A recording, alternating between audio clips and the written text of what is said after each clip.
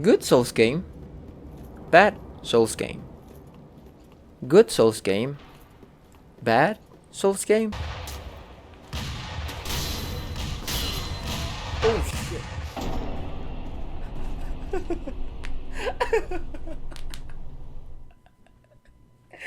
Oh man. I really love Souls. It's my jam. I always talk like it's the worst thing that ever exists on the internet, but I kept coming back to it. It's fun. I love it. However, there's one game in the Soulsborne Kiro, or whatever people used to call it, that never quite clicked with me for the longest time, up until recently. And that is Sekiro, Shadows Die Twice.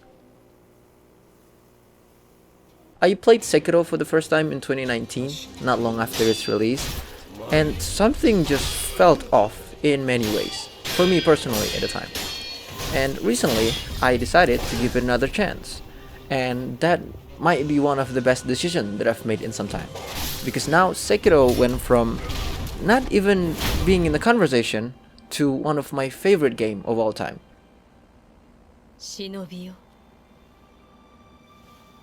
目覚めてくださいあなたの主のために After looking back and reflecting on my initial experience playing the game, I now have a better understanding behind the dislikes that I spat on it back in the day, and why they weren't that bad after all. Matter of fact, it's quite the contrary. And the main reason behind it was, to no one's surprise, is how the game is played.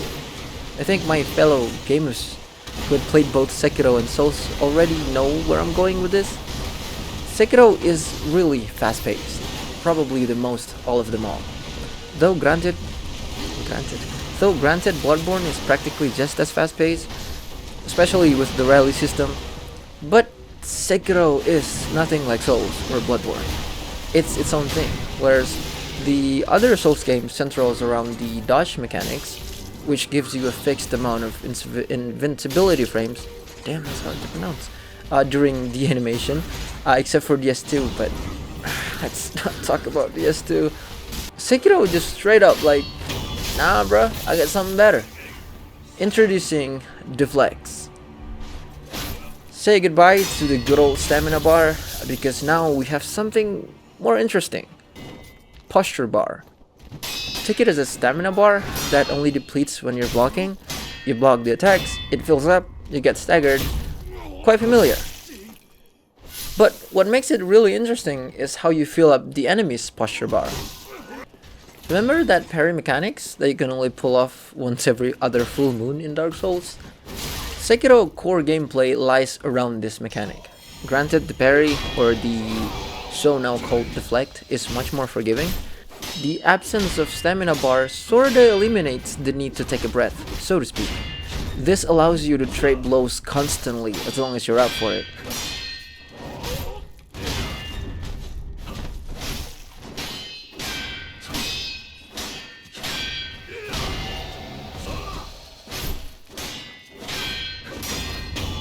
It's turning your defense into your greatest offense.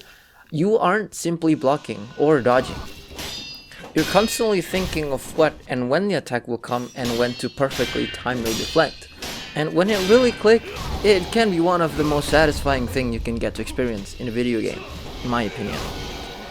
And what if my posture bar is close to being depleted, you ask? Well, you hold the block button to regain your posture. Yeah. Now, if you're like me and you've been playing Souls for a long time, this mechanic is really counterintuitive. And I guess that was why I had such a bad impression for Sekiro back in the day. If the core mechanic of a game doesn't click with you, I think it can really blur your judgment on everything else, regardless of how good they actually are. Because, let's face it, there's a lot of things that Sekiro just done better than the other Souls games. In my opinion. Starting from its visuals, not necessarily the best, I'd say, but it's still worth mentioning. The visuals, in my opinion, is one of, if not the prettiest settings that's ever given to a Souls game. It's also the only Souls game that isn't pay to win, or I think it's best described as grind to win. There are no souls or blood echoes or runes for you to farm, or drop from rich players. which then you can spend on leveling up to steamroll every single boss because you're now over level as hell.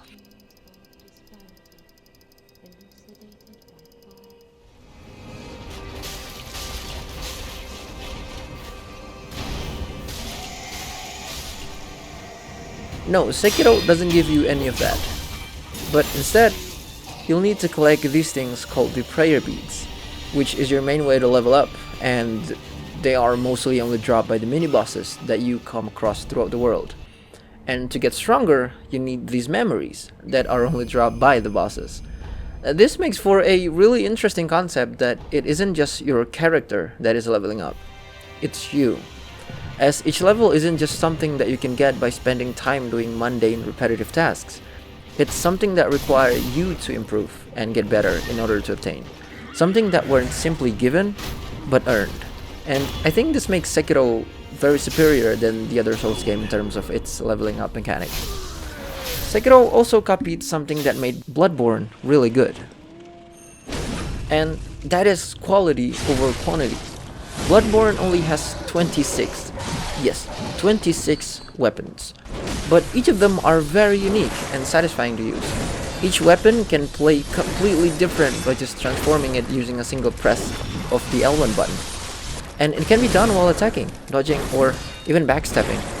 Even the bad ones are still fun to use because of this unique mechanic. And in contrast to this, Dark Souls has hundreds of weapons. But most of them would only end up sitting in your inventory, never to be used because it lacked that unique thing to them.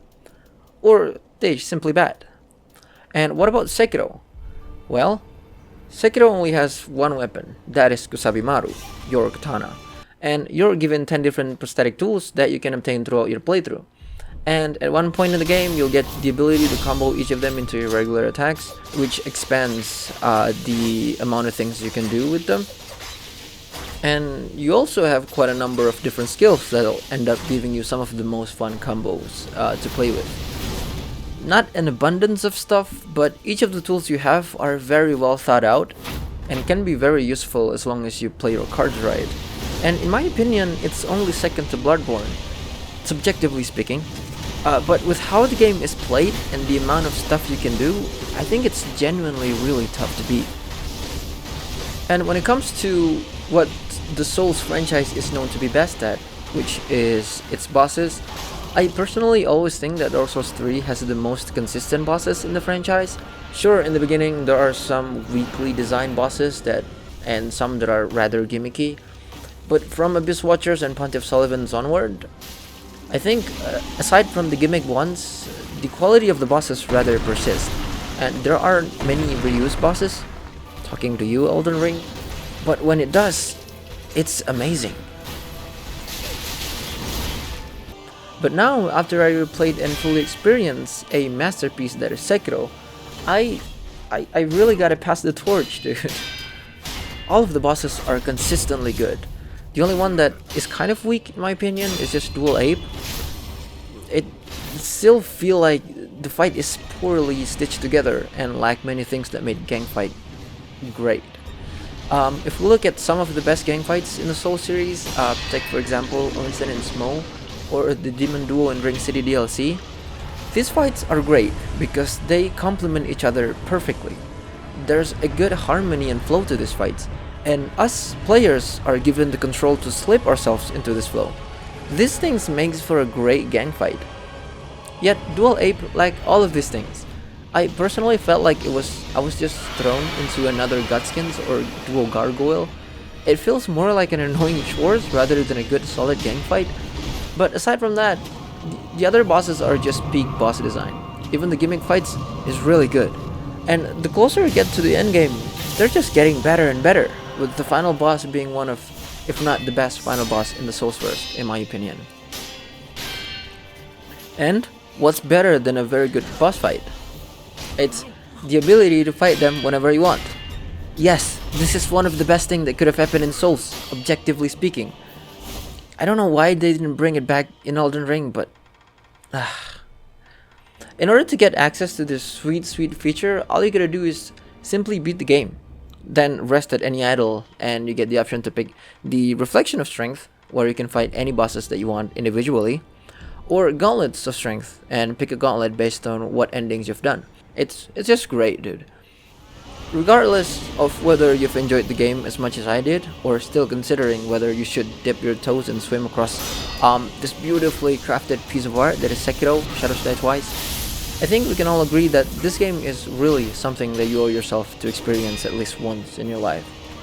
And also a piece of advice to myself or anyone out there really, sometimes all we gotta do is to give something a second chance. Because without it, we might risk missing some of the best thing that could have happened in our lives.